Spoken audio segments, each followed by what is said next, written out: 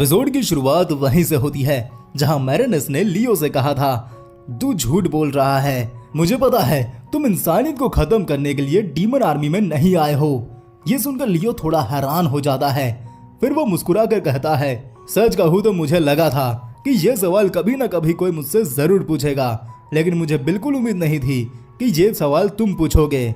मेरे हिसाब से तुमने काफी अच्छा सवाल पूछा है। असल ये ऑफिशियली मैं अनाउंस करता हूँ कि तुम कम्युनिकेशन स्किल सीख चुके हो। अब वहाँ मैरिनस कहता है, बात को बदलो मत, मुझे एक और बात समझ आई, तुम्हें कभी हमारी जरूरत थी ही नहीं। अगर तुम्हारा मकसद इंसानों को मारना ही था तो वो तुम हमारे बिना भी कर सकते थे। ये सुन लियो ऑकवर्ड होकर कहता है, वाह तुम तो कम्युनिकेशन में काफी प्रोग्रेस कर रहे हो, मेरे पास तुम्हारे लिए एक बम्पर ऑफर है। ये सुन मैरिनस उसकी बात काट देता है और कहता है, टॉपिक मत बदलो, मुझे पता है तुमने मेरा पास्ट भी देखा है। इस पर लियो कहता है, मुझे बस इतना पता है कि तुम आधे डीमन और आधे इंसान हो, इसके अलावा मुझे कुछ नहीं पता।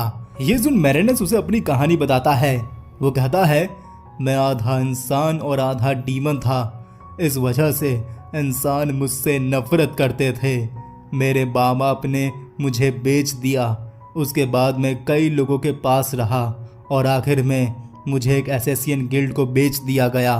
मैरिनस आगे बताता है, गिल्ड वालों ने मुझे पहले मिशन पर भेजा, उन्हें लगा कि मैं उस मिशन में मर जाऊंगा क्योंकि मैं बहुत कमज़ोर था, लेकिन मैं बच गया और उस गिल्ड से भी भाग निकला। उस दिन के बाद मेरी ज़िंदगी का सिर्फ एक ही मकसद था, इंसानों से बदला लेना और एक दिन पूरी इंसानियत को ख़त्म कर देना। फिर एक दिन जिस गांव में मैं रह रहा था वहां डीमन क्वीन एजिडा की आर्मी आई, मैंने उनकी मदद की, मैंने उन्हें एनीमे के स्ट्रॉन्ग